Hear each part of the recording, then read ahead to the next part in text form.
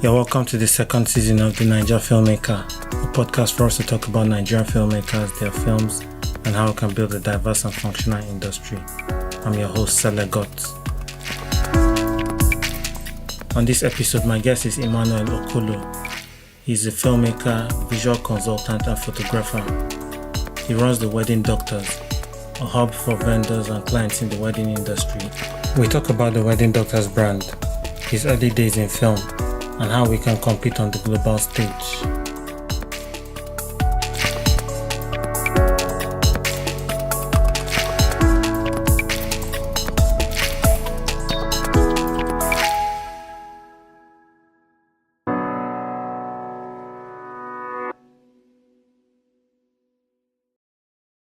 Hi Emmanuel, you're welcome to the Naija Filmmaker.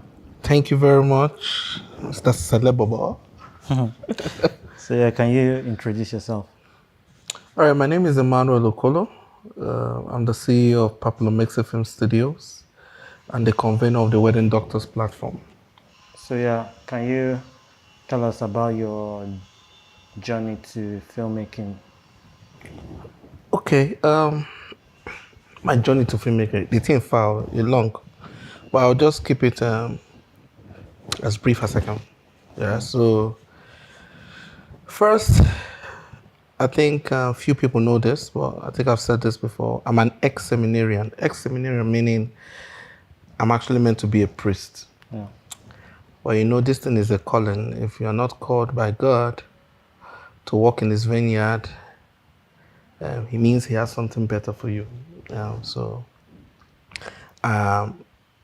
Based on that, from the seminary, I went into Madonna University where I studied I was studying electrical electronics engineering. Yeah.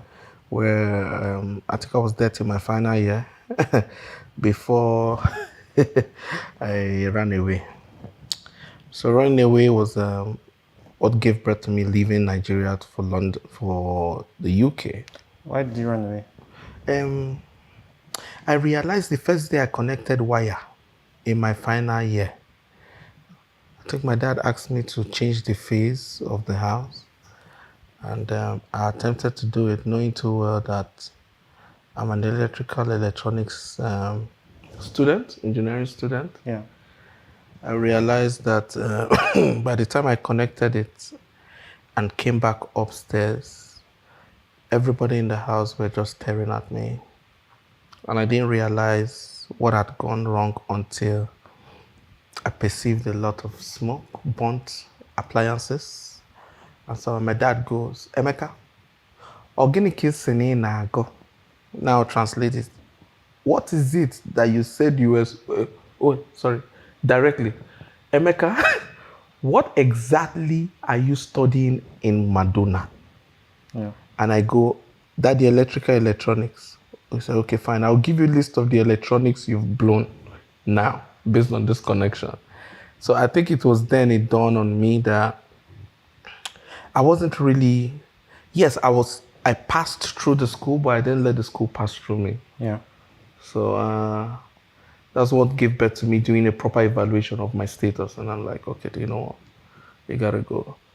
So, and I think there was an event that happened then. I think there was an incident that happened that night, and I was detained in the prison, in the cell for 2 weeks. Wow. Madonna.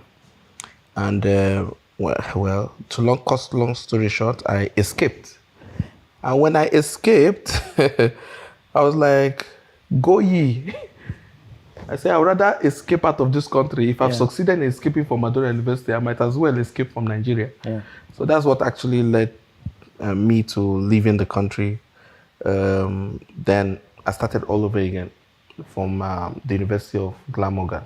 Okay. So I started all over again for my foundation degree. So I started with computer systems engineering. Then for my first year, information technology. Then I gradually began to refine my path. Went into the combined studies department where I had information technology. I was studying information technology and media studies. Then took a year off, went into London Film Academy, came back, jumped into my master's in moving image. I think simply put, that's what my journey has been so far. Okay. So for lack of better word, you could call me an academic prostitute. So yeah, like yeah, we have the same alma mater, London Film Academy. Yes. So Fortunately, what yeah. did you, which year did you attend the academy? I think, if I'm not mistaken, I think that was 2009. Yeah, how was like what did you what course did you do there and how was it? I studied documentary filmmaking, actually. Documentary filmmaking was what I studied. I did a couple of courses there too as well after the documentary filmmaking course. And to be honest, it was an amazing experience because that was the first time I was diving deep into the technicalities of creating stories. Yeah. Yeah, and it opened doors, to be honest. It opened my imagination into creating these whole stories and things we watch on the social media space and Sky TV there, actually. Yeah. So, yeah, like the likes of Harry Potter. I really wanted to be that storyteller that the world would reckon with. And London Film Academy gave me that opportunity to explore. And after that, I went back to London. I mean, University of South Wales now. Then Yeah. it was University of Glamorgan. And it's history. The remaining is history. Okay, so you know, we're talking before this, and you mentioned that you guys shot on film and also edited using the traditional Steinbeck machine. Steinbeck, yeah, machine, yeah. Yeah. How was that? Like, how different? Absolutely different. In fact, when we when I saw the machine first, I was looking at this and I was like, was this really what I paid for? To work? I said I wanted to study film, not mechanical engineering. Because this machine you're showing me now is mechanical. You know, so we shot on Super 16. Then I think my first film, two films I think I remember was The Clown. Yeah. That was a supposed, I think, supposed to be a comedy thriller and stuff. And when we shot it on film, we taught how to at least load the film and all that stuff, then edit with the Steinbeck. And that was when it dawned on me that our forefathers who were in this field actually were supernaturals. As in, for them to come up with those exceptional classic films, knowing too well that this was their editing equipment, gave me a sense of deep reasoning when it comes to the art of visual storytelling. Yeah.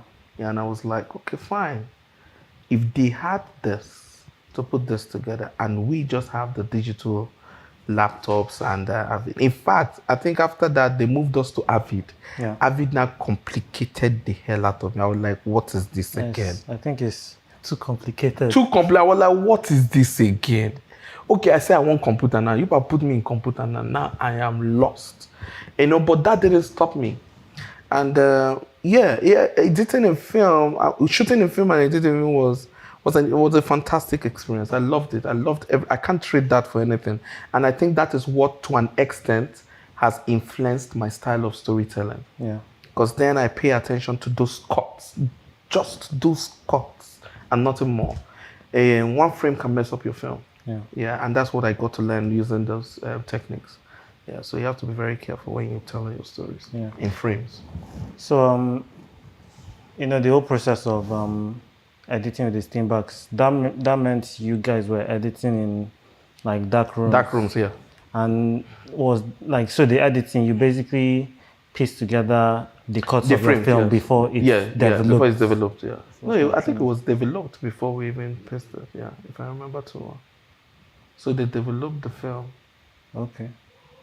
So when you shoot on the film, develop the film before you paste. Okay. Yeah. And then it's loaded and projected. Yeah, loaded and projected. Like, that's true. They loaded it. Oh God, Jesus. Yeah. Oh nice. God, man. Thank you, Jesus, for this progress so far.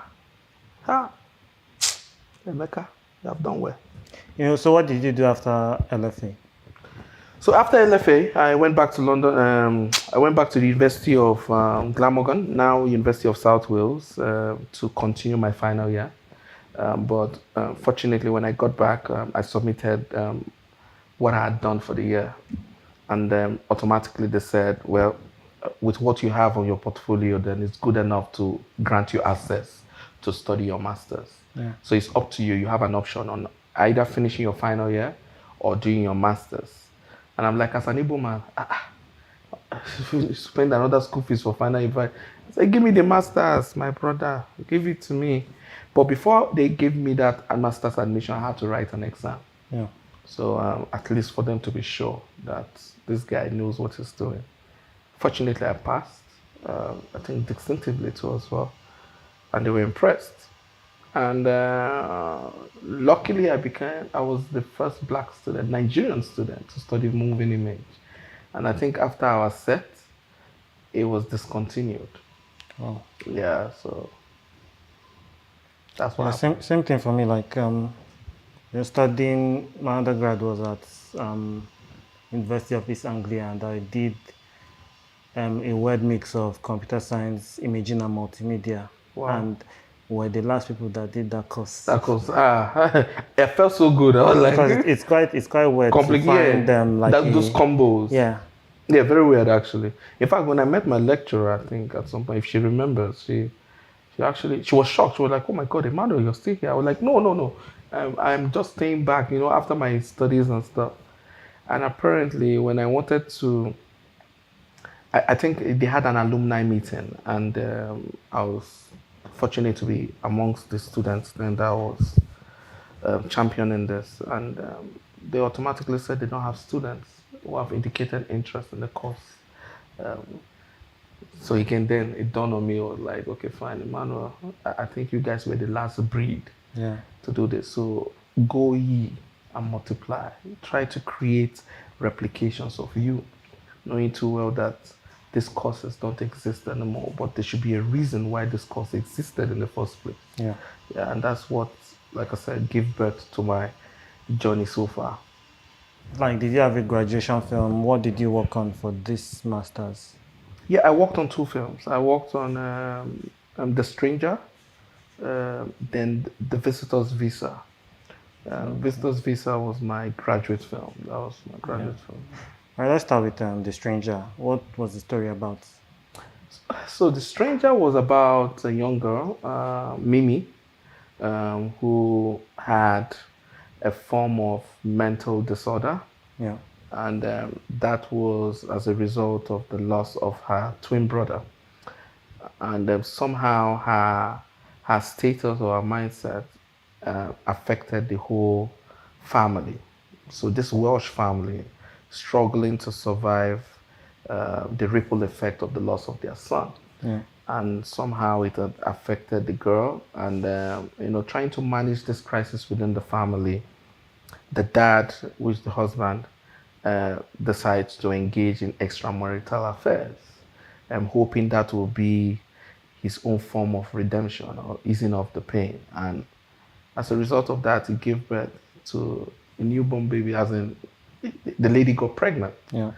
And the story, in the course of The Stranger, when you're watching the story, it's literally about how this stranger comes into the picture effortlessly. As in, we meet her at the park. She met the wife at the car park. And the wife, being a nice person, welcomes her into the house because it was raining. Yeah. And asked her to wait a little while the rain stopped. And in the course of their conversation, and as the story builds, we'll realize that this stranger literally is no stranger. And the first person that was able to figure that out was the girl. Yeah. And the girl could figure it out because she's been eavesdropping on her dad's call at night to the girl. The normal Welsh story.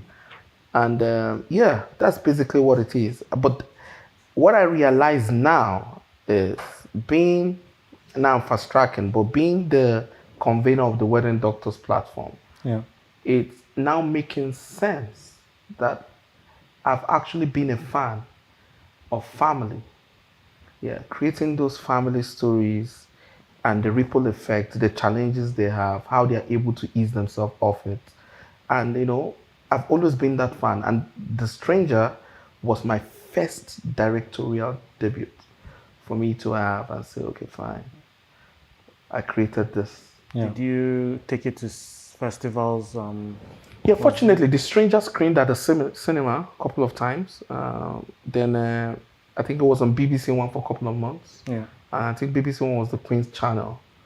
And based on popular demand, they wanted it to be converted to a series. Yeah.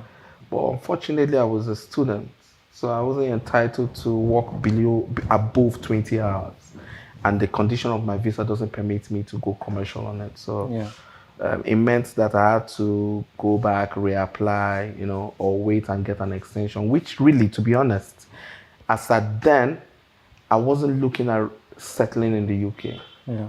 I was more after catching the golden fleece and coming back to Nigeria to contribute my own little quarter to the developing economy.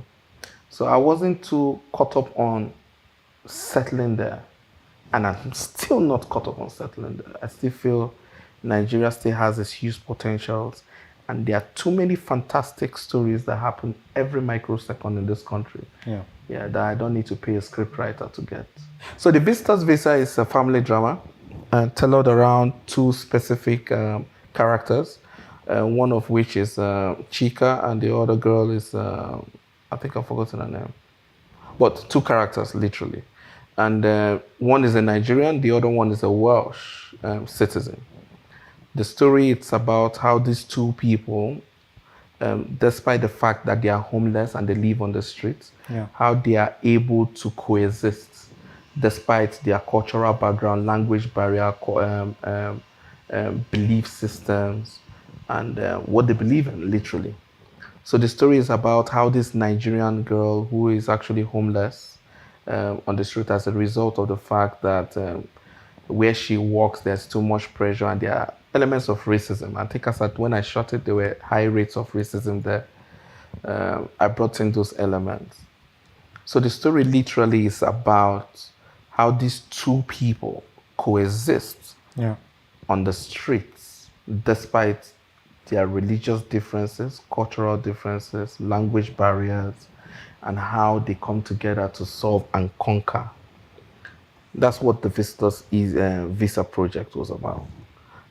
Okay, so was this a documentary feature film? So something interesting about the project was this started off as because it was my final film. This was my final year film. This was what I was graded on for my master's, and I wanted to create something exceptional. Initially, I wanted to create the first feature film length told completely from a POV perspective. But my lecturer then said, and I quote him, that I'm being too ambitious with that. Yeah. That he thinks that I should do something better and, well, not better, but something different that would not put me or box me into serious pressure. And I understood with him. So I said, okay, fine. What could be the easiest way to present myself as that exceptional storyteller with my final grad film? So I came up with this project. And this project was deliberately designed not to have a script. So it's more of 98% improvised action and performance. Okay. And this was all developed during the workshop exercises. We had the script breakdown. We didn't even have a script. It was more like a treatment. So roundtable conversations, and we're just discussing the objective of each scene. And that's how we're able to flesh up and come up with this. Special thanks to Mr. Dave, our guest lecturer then, and the producer then, Chantel. We were all students actually, apart from Mr. Dave. Mr. Dave was also, he was doing something similar. He had an academy that was working around improvised performance or theater. So it was nice for us to bring him in, and he was the one that helped supervise my project, really. So wherever I got it wrong, he was able to put me together. But at the end of the day, we came up with a masterpiece. Knowing too well that we never had a script, we came up with a masterpiece, and this film was actually nominated in Cambridge Film Festival, and I think Dubai Film Festival, at the end of the day, as a student then. But like I said, my aim wasn't to settle in the UK. My aim was whatever I got from there, I needed to come back to Nigeria almost immediately to start off. And when I came back, that was another episode on its own. Okay, yeah. So before we get to coming back to Nigeria, you mentioned that there was no script for this Yes. project. So, like, for example, script has dialogue, it has location, it has action. So how did you guys determine where you are going to shoot certain things? Okay. Yeah. So what happened was, again, like I said, with the help of Dave, who have been in this business, well, for lack of better word, business for a while, he was able to come up with a framework of how we could tell the story. So what happens at the beginning, middle, and the end. And what we had to do was, within these phases, create those scenes or create those acts at one scene, at two, at three that could hold waters within the scenes. So that's what we did. We shot it completely the unconventional way. So in terms of set design or location and all those things came after the framework had been locked. Yeah. And we said, okay, fine, this is what we are doing. This is the characters we are using. And this is where we think we best fit these characters based on the performance and what the elements we've penciled out for each of the scenes. Yeah. So that's what we did with this. So it didn't have a script, it didn't have any, but it had a good framework. And that framework was what we were able to use to create what we did. Yeah. And we also learned from it, to be honest. And because it was more of an improvised performance, editing was where the hard work was, because each of these actors, because they didn't have a locked script, the performance delivery were fluctuating. So you couldn't easily match your takes. You know, if you were going to cut to the other shot, it was a different tone.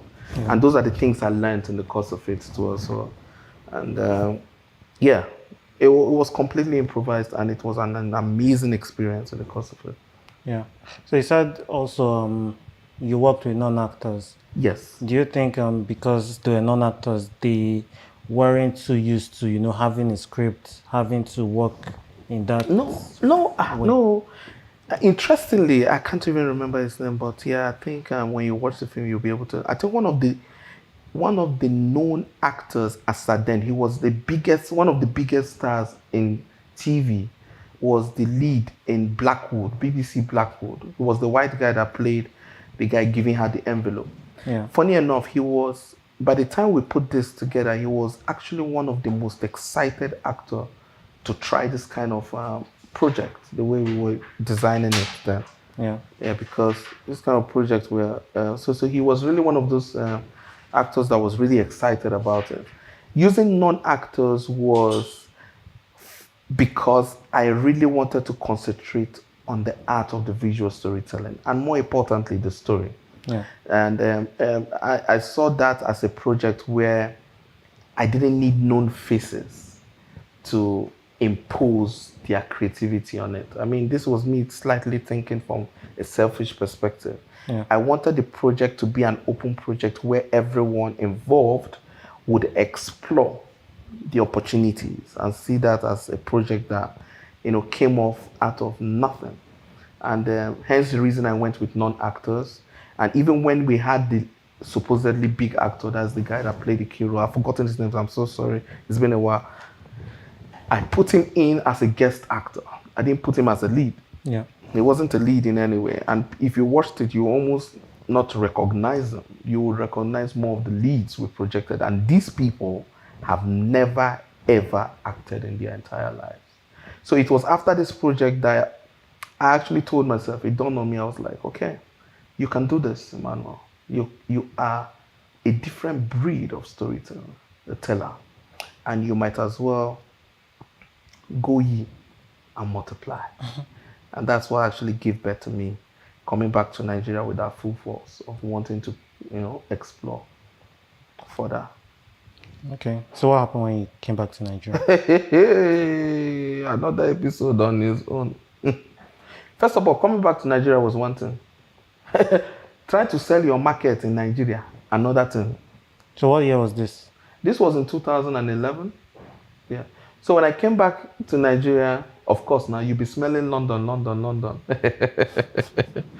Oh, the English was still very fresh. Yeah. My brother. 2 weeks later, the English they reduced, Because by the time I drove in Nigerian traffic, I realized I wasn't in London. I wasn't in the UK. So I had to calm down. So, but creatively, at that point, my dad was still finding it very difficult to understand why I was in the UK since 2003 and decides to relocate in 2011 with a career of carrying camera around. And there he is on the other side, proudly telling his colleagues, my son just came back from London. Yeah. He has a master's in moving image. And the moving image sounds very good. But when it translates to him discussing about me and they just see me run through the background with camera and they go like, yeah, is that really your son that just came back? And he goes, yes, it's him. When it happened the first time, second time, he just called me and said, hey, my son, let me just tell you the truth. You can't make money in this thing. This photography you're doing now. And then, funny enough, because when I relocated with the intentions that if I come into Nigeria, God, change it. Yeah. I will repaint the green flag. I will call it pink, white, pink. I was confident that I was coming to destroy. Man, when I entered here, I got humbled though. Because I read film, because I was thinking I'll come in here, shoot my first film. Unfortunately, I was working closely with my very good childhood friend, Chineza Ayene. I think that was the period she finished her film, EJ. Yeah. So we worked very closely, remotely on it. And it was an amazing project. So with that thought process in my mind that we are coming back to change the entire narrative, that's how I entered here and realized that the demons in Nigeria are pretty different from the demons in the UK. Yeah, the demons here walk bare naked. The ones in the UK wear suits. So that's when it dawned on me. I was like, fine, my brother, if you really want to do film here, first of all, it's capital intensive. Secondly, you have to understand the science of engagement with all the stakeholders involved. So actors, set designer, and I wasn't caught up for that. I wasn't interested in trying to pacify anybody. By the way, I've got pedigree, Yeah. Don't come and tell me how it's done. I know how it's done professionally, So when I came up with that approach, I realized that one is not working. So when my father told me, see my son, because my dad is into properties, amazing one. He's a guru in that. He's been there for over 40 years. And I think with hopes of this firstborn thing, he was hoping I would take over his kingdom. But here I am running with 5D Mark II with 70 to 200. And he didn't understand. So he sat me down and he wanted to understand my thought process. He wanted to know what I was thinking. He wanted to get my projection. Where will I be in the next 5 years? At the end of that conversation, he didn't have a clue.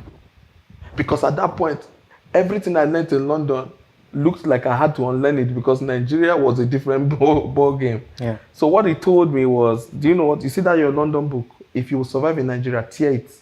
Pick up the Nigerian book and start working with it. And that's what gave birth to me when I went into NYSC. I went to the NYSC camp.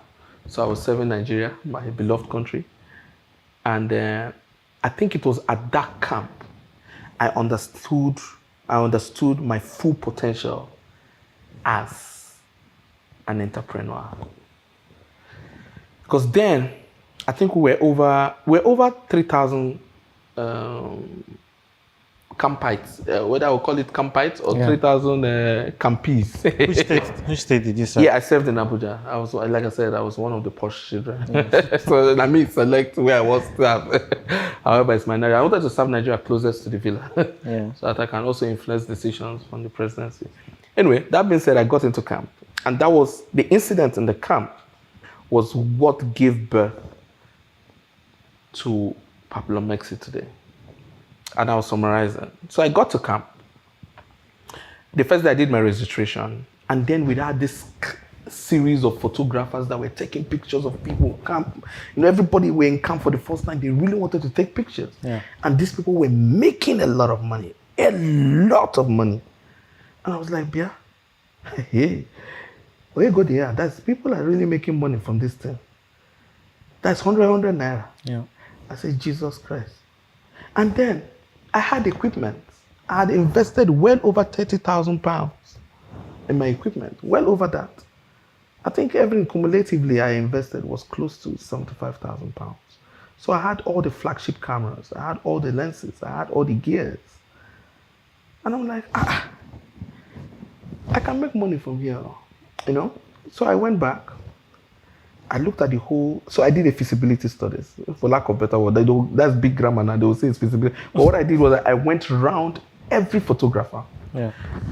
And I made sure I paid 100 naira for them to snap me. So when they finished snapping me, I started understanding. What I was doing was I was evaluating the process. So when you take me a picture, I also time how long it takes for me to get the picture. And cumulatively, I had to wait for then up to an hour for me to get, because they had loads of people now in their stands and all that stuff. And me, I wasn't too into the photography stuff. I knew why I was taking those pictures. Yeah. So apart from the whole 16 photographers I went through, there were 3 photographers that stood out. And those 3 photographers gave me my picture almost immediately. And I'm like, okay, these are the people that will spoil my market now. Because if these people are taking an average of 30 to 45 minutes to give me a picture, and this guy is giving my picture in less than 10 minutes, then what is he doing? So I went back to him too as well, sat by his side, near his booth. I didn't even say anything, I just sat there with my Dixman. And I was listening to music, looking at how he was engaging with them. So when I went around, by the time I went around, and I realized that what he had and why he had more people on his own side was strategic positioning and turnover time. And I said strategic position, turnover time. And I knew it was going to be difficult for me, who has pedigree. These people don't have pedigree. For me, who has pedigree, who is a certified filmmaker, 2 degrees. Yeah. From London Film Academy and University of South Wales, to come down and start dragging 100 with this guy. I said, okay, fine, how am I going to sell myself? Distinctively, again, strategically position myself as that sought after photographer. Yeah. So I came up with a strategy. And what was the strategy? I said, in this camp, I want to be known as the only photographer that is a youth corper. And I had only 3 weeks to make that decision. Yeah. And that, I had only 3 weeks to achieve that decision, because it was only 3 weeks camp. So what did I do? I went back, I got my uniform. And I knew those other competition had the normal camera. So it was kit cameras they were using to take those pictures. Yeah. But here I have the 70 to 200, the long lens. So I was this copper. I was known to be this copper at the end of 3 weeks, the only copper that had and the 70 to 200 also matched the khaki color. So I was like a military boss, you understand, in that field. But something interesting happened. When I introduced myself the first week, or the first 2 days, as that copper that could take your picture, then it was BlackBerry. So what was happening was, if I take your picture, I'll quickly edit it, send it to my phone and send it to you, and you can easily, as soft copies now, and you can easily change your DP on your BlackBerry. Now that was the new strategy, because what the other photographers were giving were hard copies, and people couldn't just snap and put on their DP. But guess what? Instead of charging 100 naira, I charged 500 naira. But that 500 naira was with speedy delivery, turnover time, strategic positioning, and my unique selling point was, I am the only photographer that can give you that soft copy that you can put and change your DP almost immediately. And that's what people really wanted. Yeah. So I didn't know these photographers were already angry. So they connived and well, I say they played with me small, because I won't say beat me. Yeah. But they kind of sent their message by collectively laying their hands on me politely. But when 100 people lay hands on you politely, it becomes painful. So they quickly addressed me. And I said, okay, fine, I'm very sorry, we can't do this. But instead of me, because I don't want to take you people's market, all right? You both should charge what you want to charge. Instead of me charging that 500, because I want to discourage people, I will charge 1.5. They said, oh, fine. And me, I saw that as a solution to solve that market. As in, I didn't want to be involved in all this fights and stuff. I was like, let me just, with that 1.5, at least I know I'm taking some few pictures and I'm good. My brother, long story cut short, when I increased my price to 1.5, I found out because I had done this for a week already, I found out that I had twice the amount of crowd demanding my service at 1.5 as opposed to 500. And I'm like, okay, fine, I can't even escape from this thing. It seems they'll beat me the second time. So what I did was I just quickly made friends with the soldiers and did them a portrait and all them stuff, And long story cut short, at the end of my 3 weeks in camp, I made well over 100K. Well over 100K, if I must be, because I knew I was a little bit extravagant in camp too as well. But I made a lot of money. But I realized even when I shifted my price by 1,000%, so it was more than double, isn't it? I had more markets there. And I now realized, okay, fine, you could sell anything in Nigeria, but it's all about your strategic positioning, your turnover time, and what is your unique selling point in relation to your competition. So that's what gave birth to Papillon Mexi. Now, initially, for people who knew me, they knew me as a photographer. But again, I think it's a thing of my ego then. I was like, I'm not a photographer. I'm a little more than that. I'm actually a filmmaker. And so I see myself not now, a videographer. not even cameraman. So I saw myself attempting to convince the people that have been snapping photo that I am more than this. So you people should please patronize me. I do videos. And and this was what my dad now started seeing as my struggles. Because we were like, okay, fine, you did video, now you're doing photo. You're not even focused. So you did video all the way in London, and now you're in Nigeria, you're now downgrading to photo. So parents, when my parents, especially my dad, wasn't seeing it from that perspective. But guess what? I learned a lot through that thought process. Because it was when I was able to assimilate his thought process, I was like, okay, fine, how do I refine this?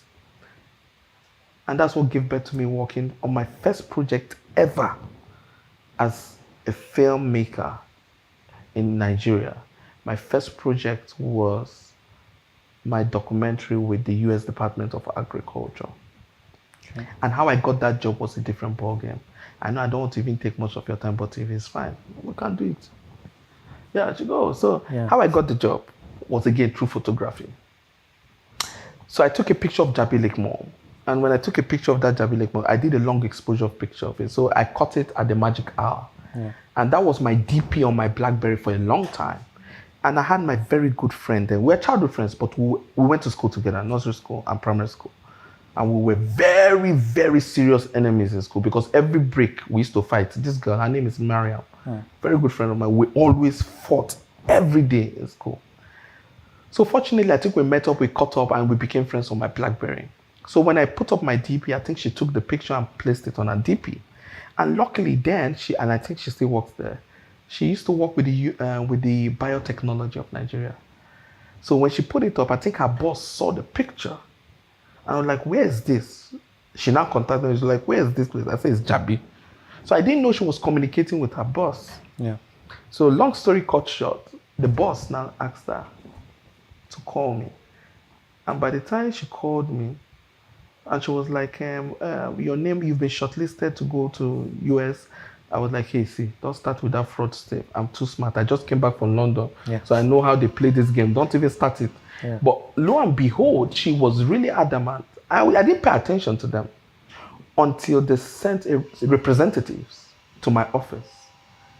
And they came with the official letter that you've been officially selected to be one of the team, to follow one of the team members going to the US to do a familiarization tour on the biotechnology centers across the US. And I'm like, and I've never been to America in my entire life. In fact, my visa has been rejected once. And since then, I didn't even bother. Like I said, I was eager to come back to Nigeria than even stay that side. So when they said it, I kept quiet. I got the letter. I saw the official seal of the US Department of Agriculture. I was like, wow. That's when I presented it to my dad. I was like, Dad, say what you gotta say. Tell me something about this. You're more experienced now. You see, from photography And I have an official letter from the U.S. Department of Agriculture. He said, what's that supposed to mean? I said, I leave in 6 days. And my dad looked at me and was like, you leave in 6 days? I was like, okay, congratulations. And then it still didn't dawn on, it wasn't clear to me until I was called for briefing at the embassy. It was when I got to the embassy and I got the briefing from, I think, over 30 embassies across the world giving me briefings or giving my team briefings on what they expect of us when we travel and what this thing is about. And that's when it dawned on me. I was like, damn, I'm actually leaving Nigeria again for another international documentary. That's some serious censor that shit. I'm like, wow. So that's when my dad didn't even clear until I called him with American number. Because when I was going, he just said, this boy is a riffraff, leave him. He will still come back until I called him with American number. And I was there for like 3 weeks with myself and Bob Manuel. That was the first time I was working with him. Yeah. And I think by the time I got back, that was when I was like, damn, this just happened through photography. And it wasn't even a high-res picture. It was from a DP.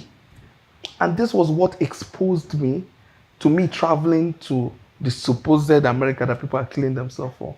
Not for fun or leisure, but to work. And I've not been to America since then. So it was like an eye-opener that once you think it and believe in it, and you speak it out, the world will align to achieve what you have designed to achieve for yourself. But when you are confused and you are speaking different things, the world too will align and give you different things, like a confused things. You will not know. Yeah. I also believe in the school of thought that opportunity comes but once. But I like to also think this opportunity comes every time. It's about the person. Are you actually ever ready to see those opportunities? They don't come once. It's only because the person who sees it once picks it. Yeah. And when you pick it, you almost don't have it again. Because again, like I said, and I always believe, first mover's advantage. And once the person executes it first, then you become the copy. So that simply put, that's been my journey so far when I relocated to Nigeria. And after that, that gave birth to Wedding Doctors, which is an exclusive platform for weddings. Then, with Wedding Doctors, like, what do you do? So Wedding Doctors was deliberately designed to document stories initially. Document stories, not even, that's what it is now. To document stories and a hub. It was primarily designed to be a hub where vendors and clients can coexist and get solutions for any of their problems or inquiries. So be it photography, wedding dresses and stuff. So that's what Wedding Doctors is designed to be. But when I started Wedding Doctors, I needed the funds to align my set objectives, to convince the Nigerian public. So what I did was I just picked an arm of that, which is videography. And I felt that was the only way I could lure people into seeing the bigger picture of what the Wedding Doctors was about. So I did a lot of very good videos, wedding videos and cinematic videos too as well. And in the course of it, I realized that I had a signature.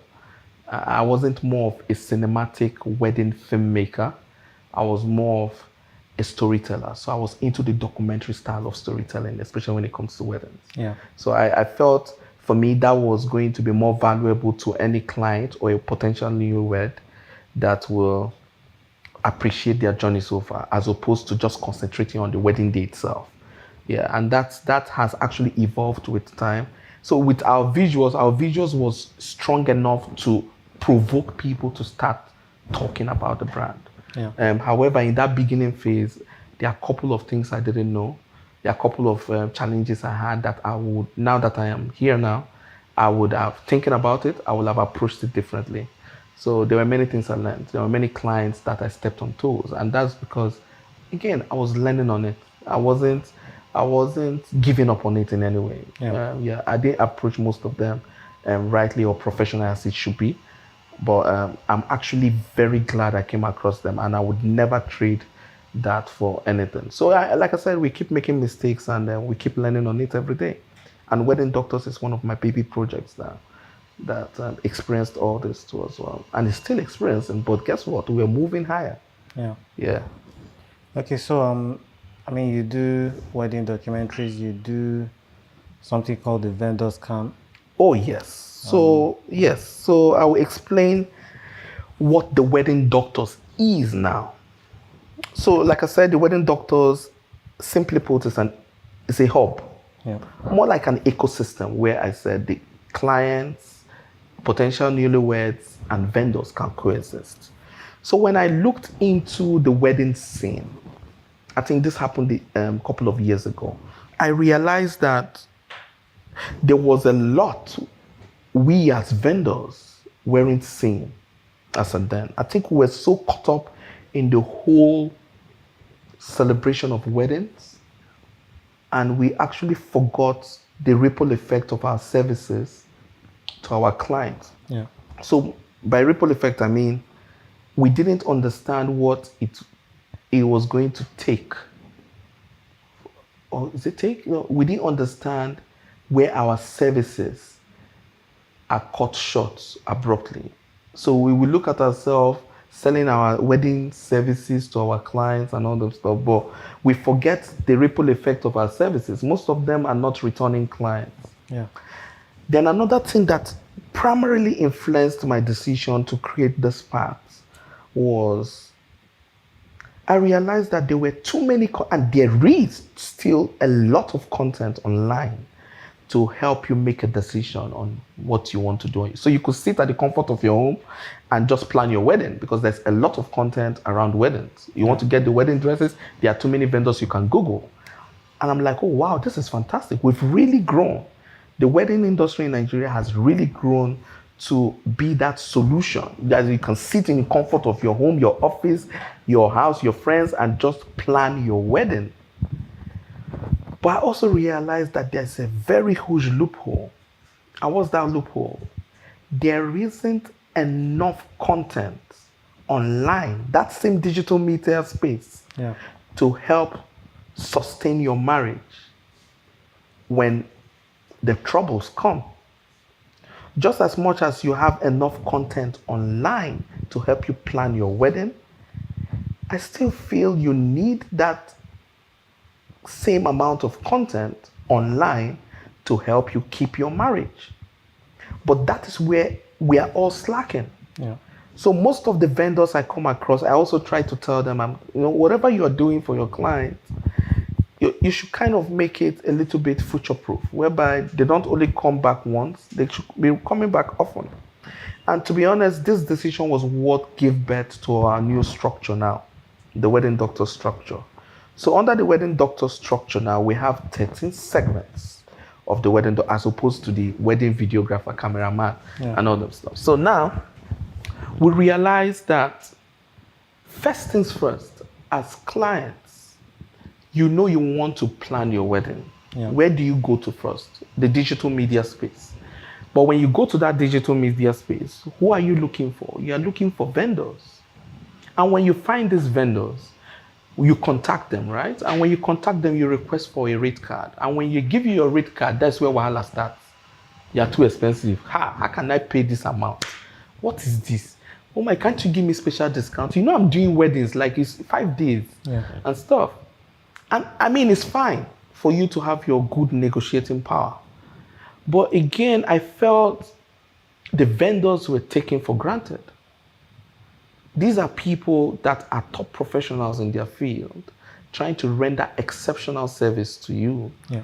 On what grounds do you want them to give you a discount at the first point of call? As in, our first project together, you want a discount. And you still would not know what I'm compromising on. So I felt the vendors, especially the vendors in the wedding industry, needed a platform where we needed to start reorientating our audience, the clients, the potential newlyweds, on our production processes. And that's what gave birth to the wedding vendors camp.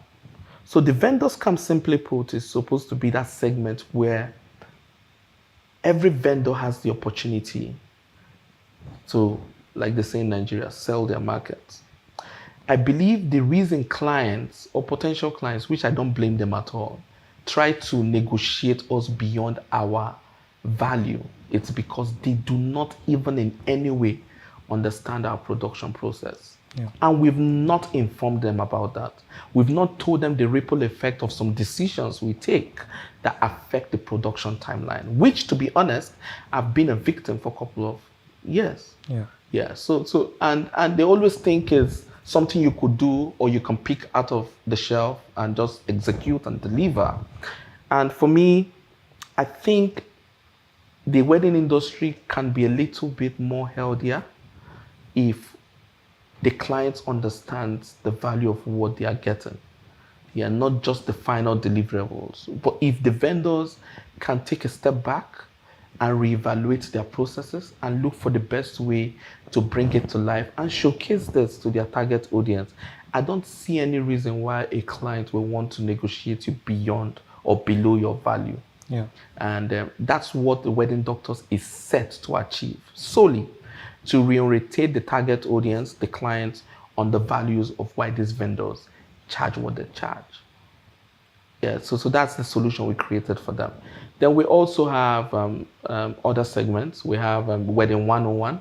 Yeah. And Wedding 101, again, are for couples who are looking for the new gist, the wedding dresses and all that stuff. What to do, how to go about it around weddings. Hence the name Wedding 101. With the Wedding 101, you have a complete view. And sometimes it's a discussion segment where we discuss our issues and discuss challenges people have, especially the potential newlyweds have while trying to select the right vendors and services, etc. Yeah. Yeah, and that's what the Wedding 101 is about. Then we have Beyond the Veil. The Beyond the Veil, before the Beyond the Veil, I'm going to talk about the Becoming series. Yeah. So the Becoming series is like a complete upgrade of wedding storytelling. So what we did was we looked at the competition, we looked at the entire market, especially when it comes to videography. We realized that many of us, my colleagues, amazing one at that, if I may say, many of us who are doing exceptionally well are actually concentrating more on the event day as opposed to giving the clients the full experience of their wedding story. And that's what gave birth to the Becoming series. So with the Becoming series, you have the opportunity of having up to 30 hours coverage time spread across 4 days. Now, this gives you a complete coverage scope of what your wedding story is about. Yeah. Yeah. So from your proposal, if need be, your bridal shower, your fitting session, your vendors meeting, your bachelor's eve, your weddings, traditional and white. Then we also have the post-wedding events, which could be your Thanksgiving. Then I think now we have a new package for couples where if any couple book that package, the Becoming package, they're entitled to a 25% discount voucher for the first 5 years. Yeah, and that discount voucher is meant to cater for any event you have within the first 5 years after your wedding. That was my own little way of contributing my little quota to sustaining that marriage or whatever marriage we get to document on that. But the Becoming series, in summary, it's supposed to give you an in-depth coverage of your journey to getting married. Hence the reason it's Becoming series. So you could be Mr. Sele, right? So it could be, your episode could be tagged Becoming the Celeste or Becoming the Okolos. And that Becoming the Okolos is your wedding series. Let's say our own way of giving your own mini reality series on the Wedding Doctors platform as opposed to a one-off event. And as tedious and cumbersome as it might sound, it's relatively cheaper because it's not people that know that the Wedding Doctors is known for that we are really expensive and all them stuff, again, is because they do not understand our production process. They don't even know that I spend a minimum of $308 on one soundtrack. Yeah. And $308 is what a client will probably want to pay for 5 weddings. And that's not what I am. I'm a storyteller. I'm not a hobbyist. Yeah. And I'll always take that process. And just like film takes time to create. Yeah. So it's not like a hobby where you come out and you just want to impress. That's what has given birth to that particular segment. So we also have Beyond the Veil. Now, Beyond the Veil is the segment that follows up with the Becoming series. Now, after the Becoming series, the next chapter after you get married is clocked into the Beyond the Veils segment. So your your baby shower, your 1-year anniversaries, your wife or your spouse's birthday, all those content fall into the category of Beyond the Veil. Yeah, so if you wanted us to, and especially if you are our couple, our original couple, we know how we can create an exclusive structure on the segments you'll be featured in the next 5 years. As opposed to a one-off production. So we have that and many more too as well. And we just launched our first ever show called Back to the Roots. And this Back to the Roots, like I earlier said last year, was as a result of popular demand, trying to address the moral status of Nigeria and the belief systems in our youths, conscious as well of where we're going to, and knowing too well about the realities we are faced with, especially in marriages. I thought we'd come up with this show where we address things by going back to the root of the problem. So on Back to the Roots, we are going to be talking about everything we know now, but from a perspective of what we never knew about what we know now. I don't know if that makes sense. Everything we know now, but by going back to the roots to discuss about things we never knew about what we know now. So, wow, that feels good. I feel like a rapper, like Jay-Z. You know, this is how it starts. Wow. So, is there somewhere you kind of aggregate everything like that you do under the Wedding Doctors? Is there somewhere people can like watch the content? Oh yes, for now, so what we did was, because I was very meticulous about building this platform. Like I said, I'm a creative.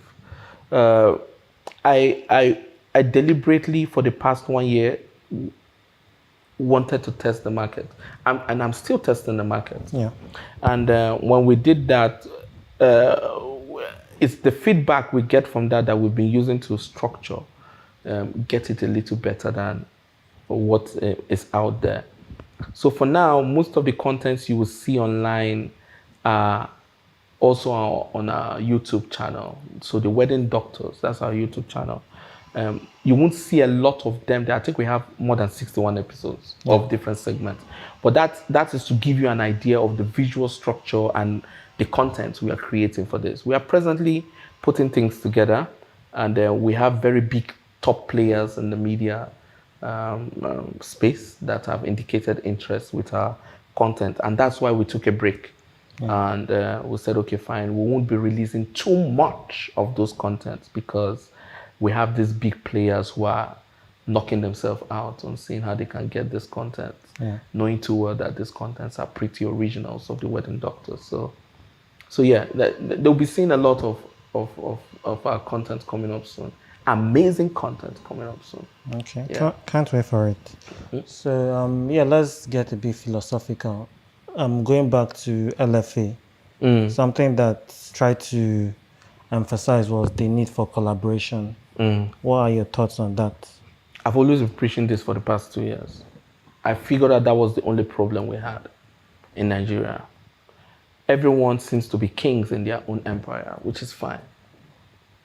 But I figured out after the recent realities of the COVID-19, I think it became clearer to every team player that we have literally been competing amongst ourselves.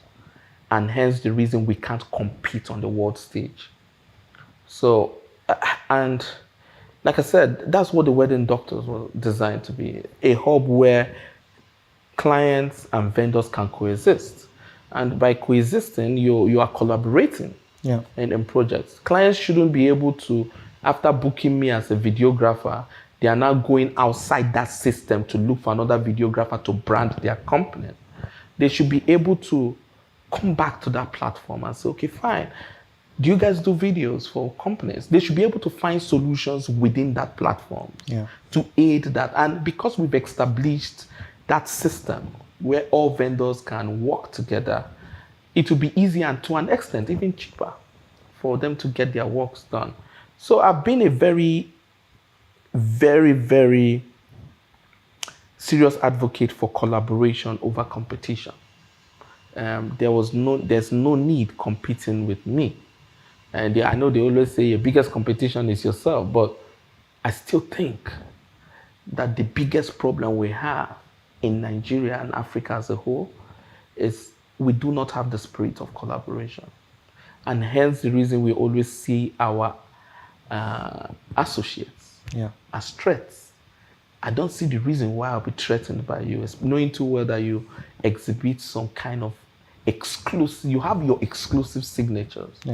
Yeah, they are amazing key people that do what I do, that I respect, that I know I can never do what they can do. And it's not because I cannot do it if I put my head to it. It's just to an extent. These people put in a lot of work to come up with this signature. And I need this company, or I rather need this industry, from my own perspective, to be healthy.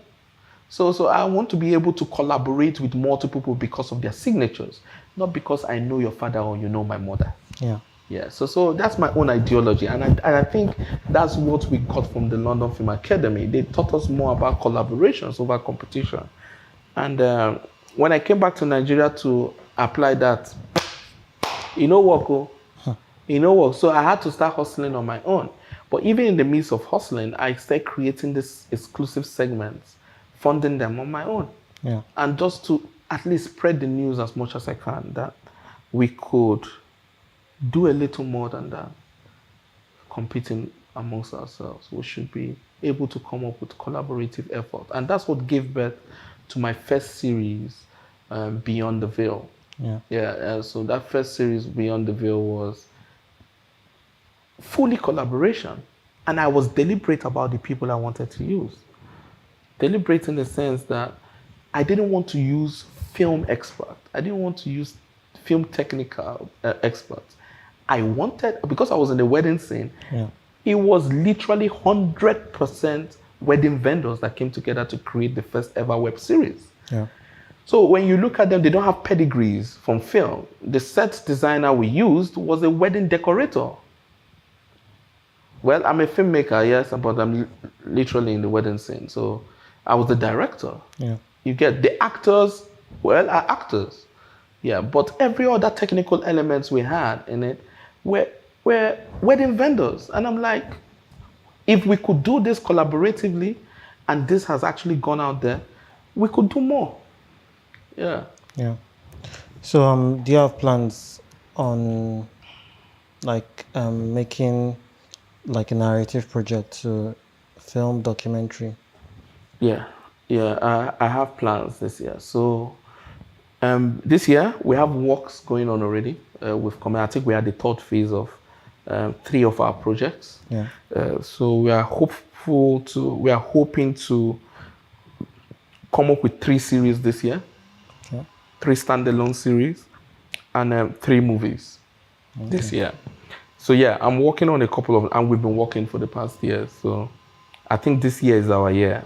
Well, I won't say our year. It's the year to put Abuja on the map. For lack of better word, because no disrespect to Lagos, I feel Lagos is saturated.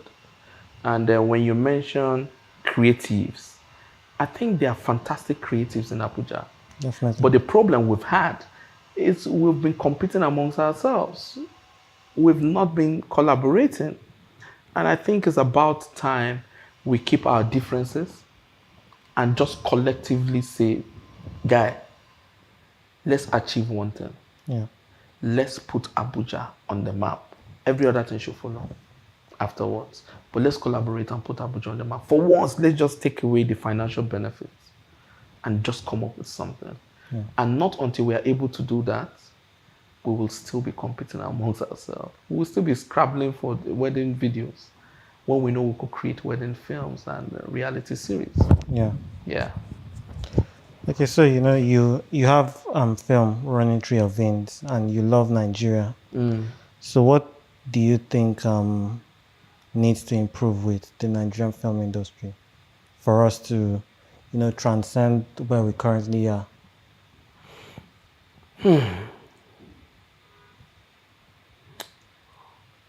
Okay. I've always said this. We are all liars. I will explain. I think the day we decide to be truthful with ourselves, that's again after evaluating ourselves and the film sector, Yeah. we will scale through. In my own opinion, in my own honest opinion, and I might be wrong, it's my own opinion, it doesn't matter.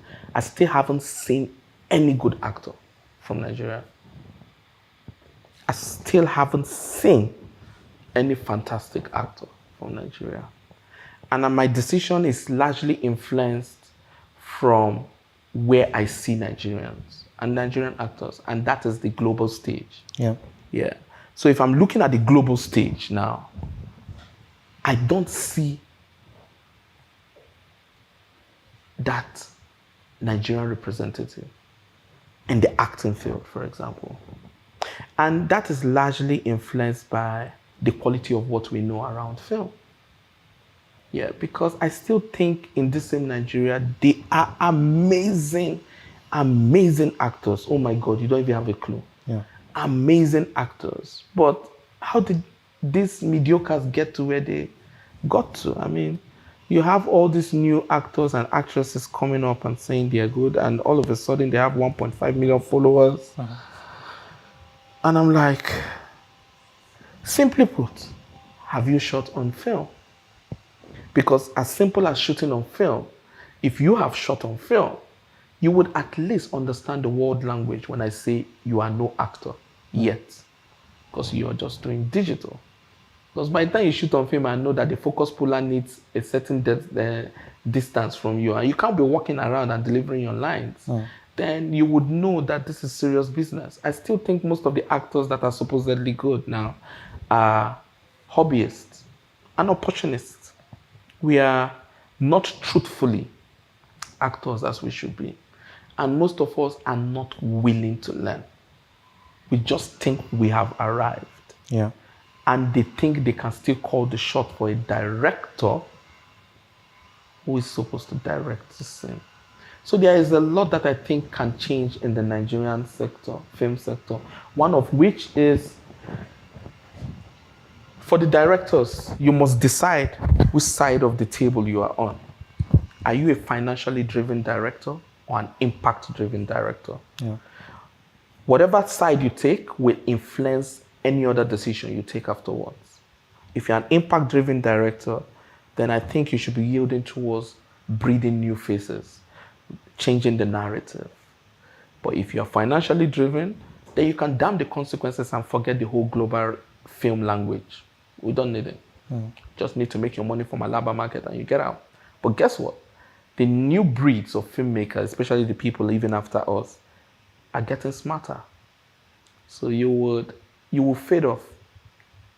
You will fade off if you are actually financially driven. I'm not saying you shouldn't make money. Yeah. I'm just saying if your primary objective in the in the film and Nigerian film industry is to make money off your audience without leaving an impact for them, or giving them an extra knowledge of what they never knew before, Yeah. then you're on a long term, because you have a lot of us now that are willing to create impact-driven pieces, which will knock you off in due time. And I think once we are able to do that, once you're able to decide which table you're on, Yeah. or which side you're on that table, then I think the problem of Nigeria will be solved, really. Especially if you're tilted towards creating impact, not making money off the system. Yeah. As far as I'm concerned, the system is flawed. Very flawed. Yeah. Yeah. So yeah, how can people keep up with your work? Do you have So keeping social up with my media, work, yes, social websites? media. So you want to keep up with my work for weddings and other shows. I think Wedding Doctors now has more segments that can accommodate a lot. So there's going to be a lot shown on the Wedding Doctors platform. So it's at @the_wedding_doctors. You can follow us on Instagram, and then we'll follow you home on your screens. That's what I mean. Yeah. Then my personal page, Papillon Mexi. That's PAPILONMEXY. Then we also have our baby company called Entrance Motion Pictures. So Entrance Motion Pictures is less than 2 years old. Yeah, less than 3 years old. Yeah, and yeah, anything we put on this platform, you will see it there if they worked on it. So yeah, that's the only way you can keep up with us. Then our YouTube too as well, the Wedding Doctors channel. That's what it is. So the Wedding Doctors, that's what it's called. Our YouTube channel is called the Wedding Doctors, and you can log on, subscribe, and you can see a lot of our upcoming jobs. In fact, I say this with all sense of humility and honesty and confidence. You'll be blown away with the next series of projects we're coming up with. As in, it's literally well thought through. And I'm glad with the partners we have on board for this one. I'm also open for partnership. Okay, so because money no go kill man, you know go kill man, and knowing me too well, I need money. Yeah. Yeah.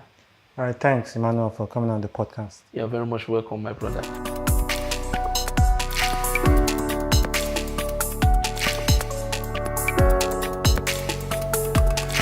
We have come to the end of this episode.